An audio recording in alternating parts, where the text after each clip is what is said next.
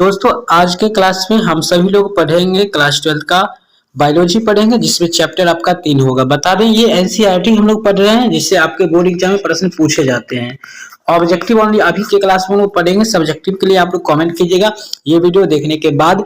आगे आपका कौन सा सब्जेक्ट का चाहिए, कौन सा चैप्टर चाहिए, क्या चाहिए, ये चीज आप कॉमेंट करके जरूर बताइएगा। बाकी अभी हम करते हैं पहले क्लास। इस क्लास में जितने भी प्रश्न आपसे पूछा जाएगा या फिर आप देखेंगे वो सभी के सभी आपके लिए बहुत ज्यादा इंपॉर्टेंट होगा, क्योंकि सभी प्रश्न शुरुआती का जो भी प्रश्न होंगे वो बहुत ज्यादा इंपॉर्टेंट होगा।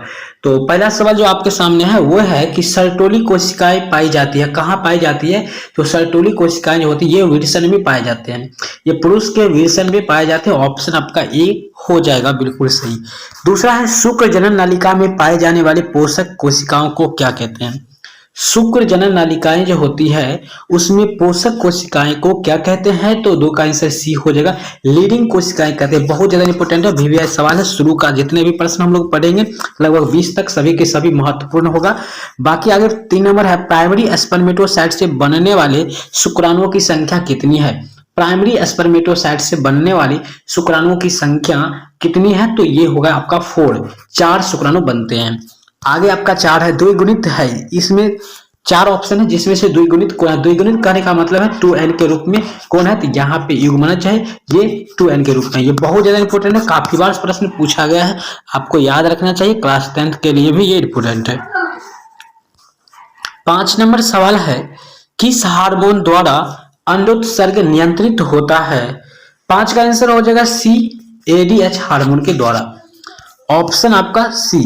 6 है नेत्र लेंस बनता है, नेत्र लेंस किससे बना हुआ होता है या किससे बनता है? तो 6 का आंसर हो जाएगा आपका ऑप्शन नंबर ए हो जाएगा, एक्टोडर्म से बनता है। ठीक है, चलिए आपका 7 नंबर सवाल है इनमें से या इसमें से कौन नर युग्मक से संयोजन करके भ्रूणपोष बनाता है? नर युग्मक से संयोजन करके भ्रूणपोष बनाता है वो आपका हो जाएगा द्वितीयक केंद्रक। ऑप्शन आपका डी बिल्कुल सही होगा। 8 नंबर है भ्रूणकोश की सेंट्रल कोशिका है, भ्रूणकोश की सेंट्रल कोशिका कौन है इसमें से? तो 8 का आंसर हो जाएगा सी, द्वितीयक केंद्रक। आगे बढ़ते हैं, 9 नंबर सवाल है कोरक की गुहा कहलाती है, क्या कहलाती है? कोरक की गुहा क्या कहलाती है? तो 9 का आंसर हो जाएगा ए, ब्लास्टोसील। ऑप्शन नंबर ए आपका परफेक्ट सही है। 10 नंबर सवाल है नर हार्मोन्स की उत्पत्ति कहां से होती है? नर हार्मोन्स की उत्पत्ति कहां से होती है? तो नर हार्मोन्स की उत्पत्ति जो है ये होता है आपका सी, अंडकोश से। Option number C. 11 है निम्नलिखित में त्वचा क्या बनाती है?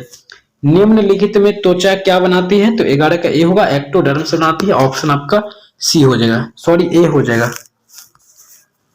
मासिक चक्र पाया जाता है, मेरे भाई ये सब के सब बहुत ज्यादा इंपोर्टेंट प्रश्न है, तो इसे आप याद कर ही लीजिएगा।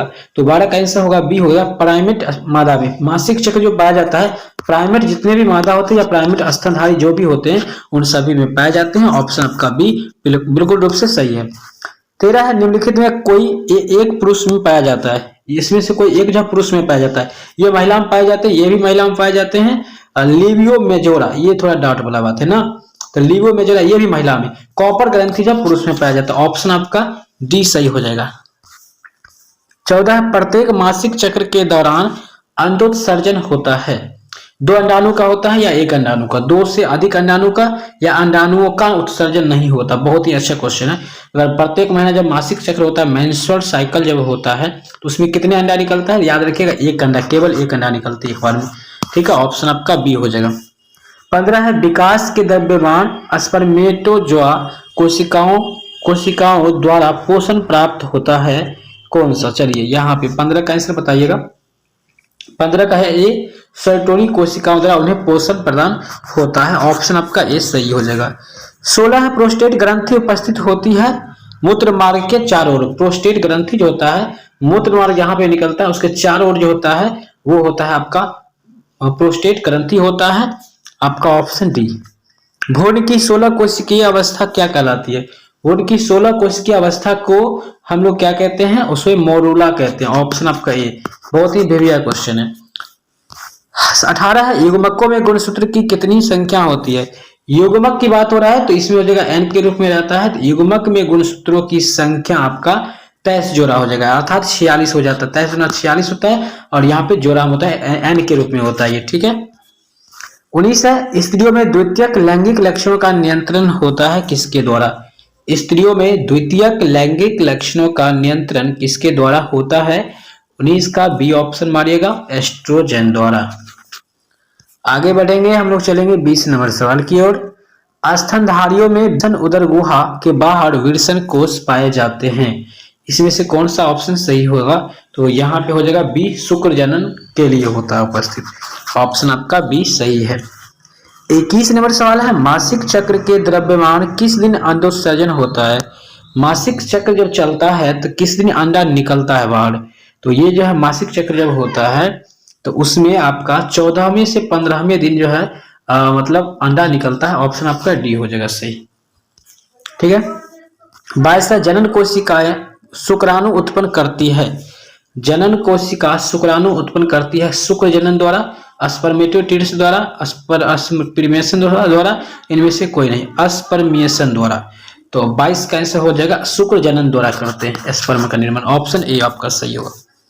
23 एंड्रोजेंस किसे उद्दीपित करता है? एंड्रोजेंस देखिए ये हार्मोन होता है, ये किसे उद्दीपित करता है, किसे प्रेरित करता है? तो ये जो प्रेरित करता है वो करता है शुक्र जनन को, ऑप्शन आपका बी बिल्कुल सही हो जाएगा। 24 परिपक्व मादा युग्मक बनने की क्रिया की प्रक्रिया है, परिपक्व मादा युग्मक बनने की प्रक्रिया क्या है? तो 24 का आंसर सी हो जाएगा, अंड जनन हो जाएगा, ऑप्शन आपका सी हो जाएगा। 25 है, इनमें से कौन अंडज है, यानी कौन इसमें अंडज है? तो यहाँ पे देखिए अंडा देने वाले कौन चीज है, यहाँ पे कौन सा? यहाँ पे आपके सामने गाय, कंगारू, एकिडना है, बहुत ही फंसने वाला बात है, बट यहाँ पे एकिडना जो है ये हो जाएगा आपका अंडज है। बाकी कंगारू गाय ये तो जानवर है, ये तो बच्चे को जन्म देते हैं, ये तो पता होगा आपको।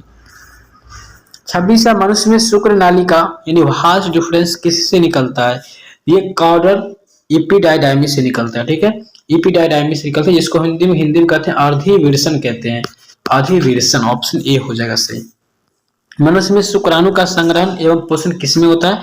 कहाँ पे ये इकट्ठा होता है? तो इपिडाइडाइमिस में ही होता है, अधिवीर्षण में ही ये इकट्ठा होते हैं, ठीक है, पतली झिल्ली होता है उसी में, ऑप्शन आपका सी बिल्कुल सही हो जाएगा। 28 विषम में हार्मोन स्रावित कोशिका है, विषम में जो हार्मोन स्रावित करता है उस कोशिका को क्या नाम है? तो लीडिंग सेल्स कहते हैं इसको, ठीक है, लीडिंग सेल्स, ऑप्शन आपका डी हो जाएगा। हमने पहले भी ये सवाल बताए थे आपको, ठीक है। आगे आपका 29 है, सर्टोली कोशिका पाई जाती है, देखिए बहुत ही अच्छा क्वेश्चन है। 29 नंबर, सर्टोली कोशिका कहाँ पाई जाती है? तो सर्टोली कोशिका पाई जाती है शुक्राणु नलिका में तथा जर्म सेल्स के पोषण देता है वहां पे, ये आपका ऑप्शन सी हो जाएगा। मानव वीर्य का पीएच मान क्या होता है? देखिए मानव जो वीर्य होता है जिसको हम लोग स्पर्म कहते हैं, उसका पीएच वैल्यू क्या होता है? तो उसका पीएच वैल्यू जो होता है वो आपका 7.3 से लेकर के 7.5 तक होता है, ऑप्शन आपका सी जो है बिल्कुल रूप से सही हो जाएगा। आगे 31 निम्नलिखित में से कौन सा प्राथमिक जनन अंग है? आपका सी हो जाएगा, विषम जो है ये प्राथमिक जनन अंग है। दोस्तों इसी प्रकार और सारा प्रश्न है, आप यहाँ पे गूगल पे जा करके और सर्च करिए madhavNC.com और सारे क्लास को जरूर कीजिएगा, यहाँ से आपको बहुत ज्यादा हेल्प मिलेगा। बहुत सारा प्रश्न है, हम आपको यहाँ पे थोड़ा हेल्प देने आए हैं, बाकी सभी प्रश्न यहाँ से आप पढ़ सकते हैं।